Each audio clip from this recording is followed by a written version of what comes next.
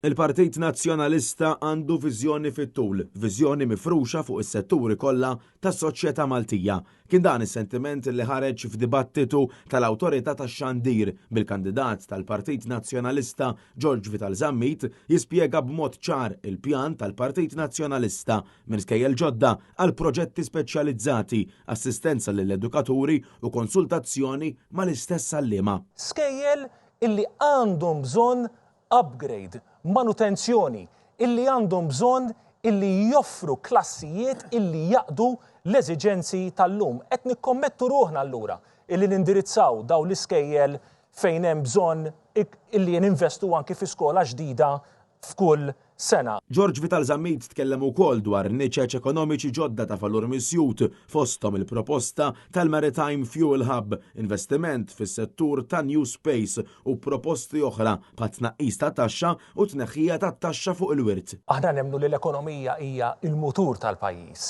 imma ekonomija b'saħħitha trid il-bniedem b'saħħtu. Aħna qegħdin nipproponu illi l-ekonomija ma tkunx biss imkejla fuq il-kwantità, imma tkun ekonomija illi ibbażata fuq il-kwalità.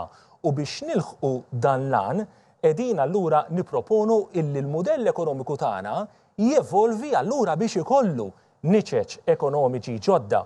U hawnhekk qegħdin nipproponu fost l-oħrajn żvilupp ta' l-intelligenza artifiċjali u New Space, industrija li fuq livell kontinentali qiegħda tiġġenera ħafna flus u aħna nemmnu li din tista' tkun żviluppata anki f'pajjiżna. Hub Mediterranju fuq fuels marittimi notfa. George Vital Zammit semma l-viżjoni ambjentali tal-Partit Nazzjonalista. Sa nagħtu is-soluzzjonijiet, irridu ntuk ħinek lura, irridu niżviluppaw bil-bniedem fil-ċentru tal-pjan tiegħu. Ma jistax ikun ikollna aktar żvilupp kif semma il-ħabib tiegħi il-Perit Kako Pardo b'konsegwenzi traġiċi.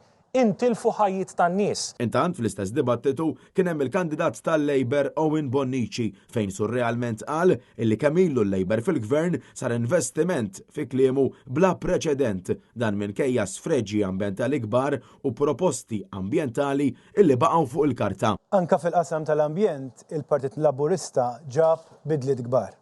Dan waqt li ftaħar bil-proposta tal-Light Rail għax skontu ħadd ma jista' jikkritika lil-Labor fuq il-pjanijiet għal trasport tal-massa. Il-manifest int Malta ċar fuq dawn is-suġġetti wkoll. Ara qatt smajtu min jikkritika. Trasport tal-massa li tħalla 13-il sena sħaħ fuq l-iskaffa b'wedi riċiklati.